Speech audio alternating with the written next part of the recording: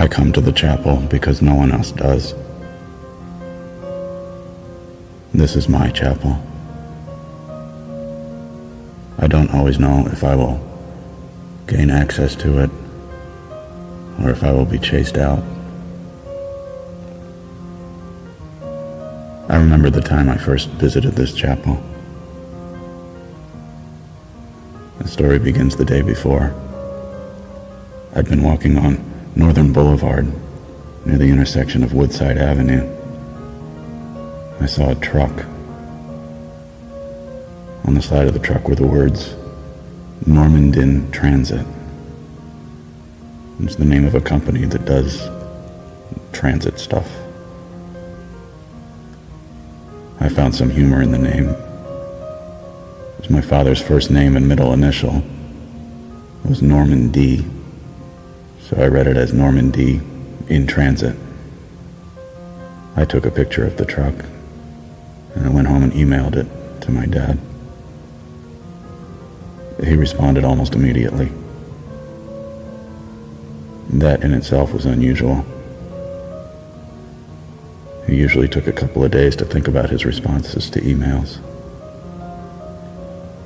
His response simply said, "I may well be in transit. Give me a call. We have a few things to go over."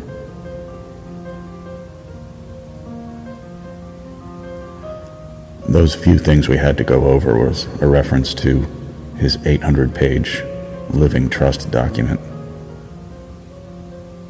This was a nuclear version of the traditional will and testament. Originally, he had drafted a straightforward will that left half of everything to our mother and the other half to my sister and me. But there was some incident that caused Dad to unhinge. The incident involved a tree branch.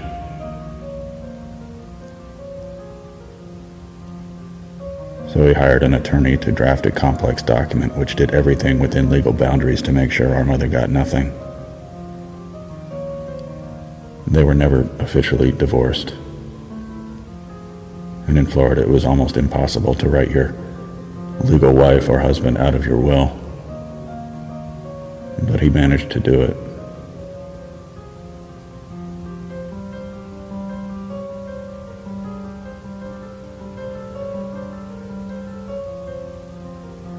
I called my father after I saw his email. His voice was measured but somber. We actually had nothing to discuss regarding the estate. The trust was bulletproof,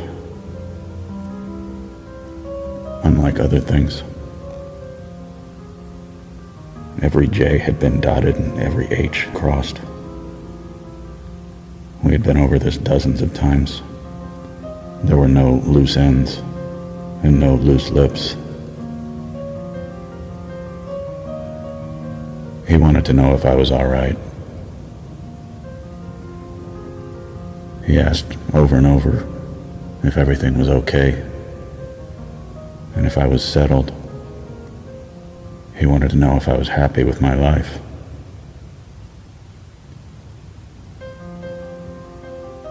These were questions he had never asked. We ended the conversation. He hung up his phone. I turned mine off. I wouldn't say I was confused about the conversation, but I should have recognized my state of denial. Adrenaline, which would not go away for days, was coursing through me. I went to my local. There were people there I knew. I told them I just talked to my dad. It's like he's excited about dying. He just can't wait for his estate plan and living trust to go into motion, for the wheels to start turning.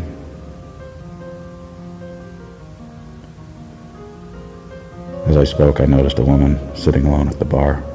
I had never seen her before. I remembered the first words of pub wisdom offered to me by an old-timer at a different establishment. He said, "Young man, beware of a woman who sits alone at a bar." This night, as I had before, I ignored that wisdom. I sat next to her. We talked. She worked at a cell phone store. For about an hour, I listened to a litany in which she explained how every single person who stepped through that cell phone store's door was a soulless, godless piece of shit. I got a few words in, but I understood my role. I provided punctuation to the litany. I might have sarcastically chanted amen and praise to fill the seconds it sometimes took for her to catch her breath before she could keep talking. I took comfort in not having to talk. After a couple of hours, the bar was almost empty. A couple of other customers left, and the bartender went out to smoke a cigarette. This woman and I were the only two people in the bar. She looked around. She grabbed my crotch. That was all it took for me. We did not wait for the bartender to return. I put $40 on the bar, which was a fat tip for 4 beers, and we went across the street where she bought a bottle of wine. She lived in the same building as the wine shop. We went upstairs. She poured 2 glasses of wine in the kitchen. As she did that, I approached her. She put down the bottle of wine. I undid her belt. Her pants fell to the floor. We moved to her couch. She sat down. I went down on her. I had never heard a woman come like that. I have always envied the female orgasm. But this night, this woman was something from National Geographic. She was like a compilation of orgasm sounds from the animal kingdom. At other moments, she sounded like the possessed child from The Exorcist, saying words in Coptic backwards and mumbling nonsense that seemed to mean nothing. Her instincts were to push me away, but when I did not stop, she pulled me in, like she was trying to stuff my whole head inside her. We went at this for over an hour, and then we went to the bed.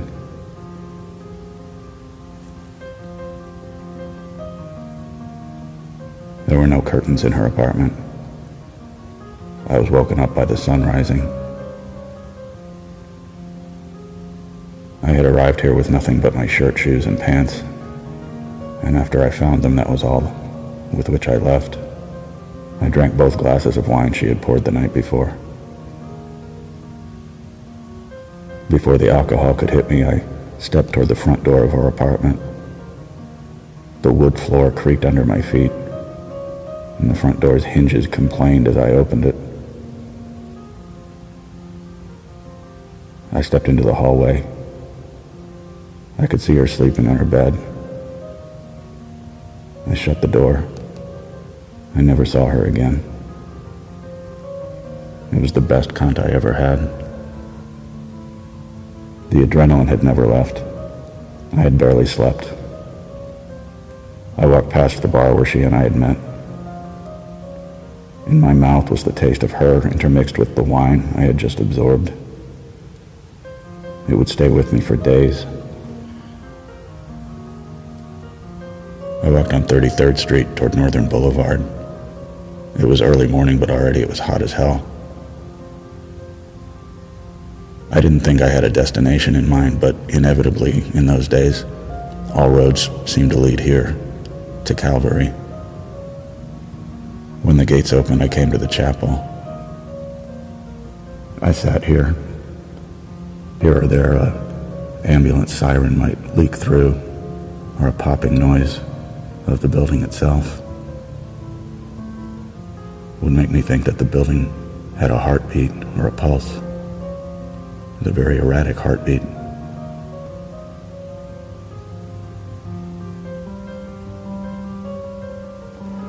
The silence poured into my head like cement. It felt raw, but shrill. The lapsed Catholic in me felt like this dingy, run-down chapel. Its physical condition was a metaphor for my stunted spirituality.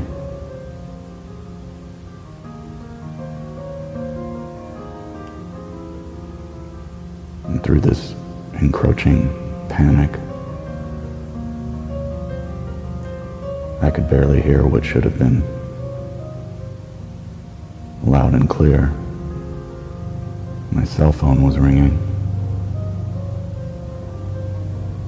I looked at the phone and it showed a message I'd never seen before. It said, "Please call 911.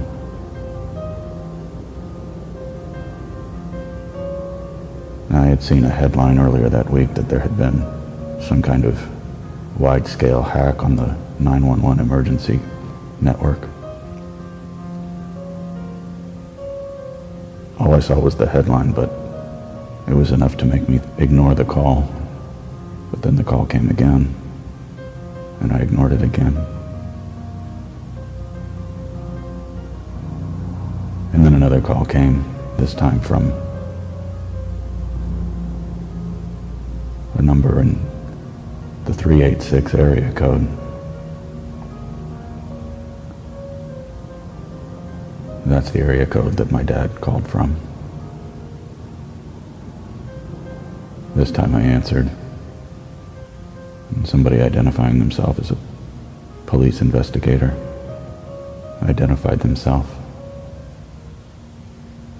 And she asked a series of questions. If she wanted to know if I had talked to my father lately, and how was he, and was he depressed, and on and on.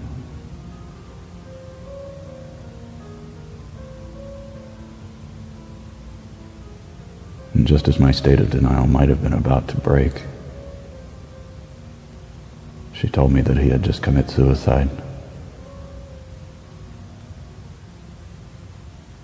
I told her to go fuck herself, and I ended the call.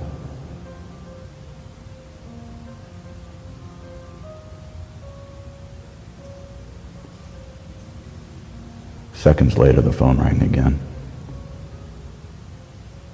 I said nothing as she implored me to find people to be with, to go any place where there were other people.